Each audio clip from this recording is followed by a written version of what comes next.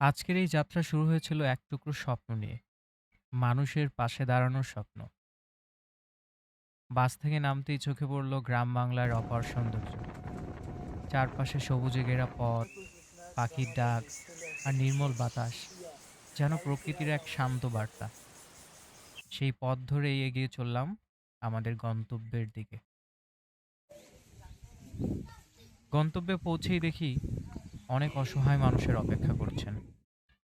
তাদের চোখে আশার আলো, তো কারো মুখে এক ধরনের নীরব প্রত্যাশা। মনে হলো এই সামান্য উদ্বেগ হয়তো তাদের জন্য অনেক বড় কিছু। হোপ ল্যাম্পের এই পক্ষ থেকে শুরু হলো ঈদ উপহার প্যাকেজিংয়ের কাজ। সবাই মিলেই ব্যস্ত হয়ে পড়লাম যেন প্রতিটি প্যাকেটে ভালোবাসা আর আন্তরিকতা তুলে দিতে পারি। তারপর একে একে অসহায় মানুষের হাতে তুলে দেওয়া হলো ঈদ উপহার। কারো মুখে হাসি, তো কারো আমাদের চোখে হোপল্যান্ডের পানি। পক্ষ থেকে এই মুহূর্তগুলোই আমাদের সেমাই কাজের প্রকৃত মুরগি আপনার প্রাপ্তি। জন্য হচ্ছে ঈদ উপহার। আমাদের হোপল্যাম্পের পক্ষ থেকে ঠিক আছে, ছোট ঈদ উপহার। এটার মধ্যে সেমাই আছে, দুধ আছে, চিনি আছে। আপনারা ঈদের দিন মিষ্টি মুখ করবেন, ঠিক আছে? আলহামদুলিল্লাহ।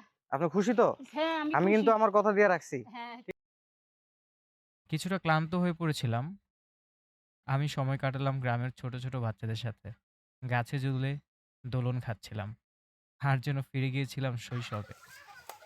আমাদের এই আনন্দ গ্রামের মানুষরাও আপন মনে উপভোগ করছিলেন। তারপর আবার শুরু করলাম আমাদের কাজ।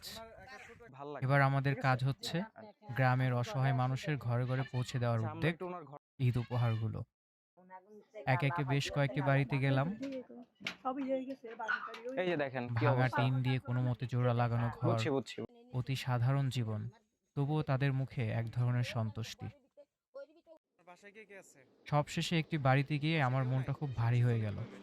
সেখানে একজন গুরুতর অসুস্থ মানুষ দেখলাম। ছেলে মেয়ে কেউ দেখলাম নেই? নিঃশ্বাস নিতেই পারছে না, খুব কষ্ট হচ্ছে। পাশে দেখার মতো কেউ নেই। ছেলে সন্তান তার আর খোঁজ নেয় না। খাবার মতো কিছু নেই, শুধু নাকি পানি খেয়েই কোনো রকম বেঁচে আছে। পানি ছাড়া উনি আর কিছুই খেতে পারছে না। এমন একজন রোগী যাকে শহরে আইসিইউতে থাকার কথা, অথচ তিনি পড়ে আছে অবহেলা আর অভাবের মাঝে। আল্লাহ পাক তাকে সুস্থতা দান করুক, এই দোয়াই রইল। ও,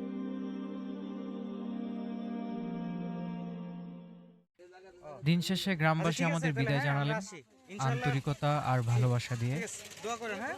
তাদের ওকে, সেই হাসিমুখ, আল্লাহ হাফেজ। সেই কৃতজ্ঞতা আমাদের ঠিক আছে পথ যান, চলার ঠিক আছে। অনুপ্রেরণা হয়ে থাকবে সবসময়।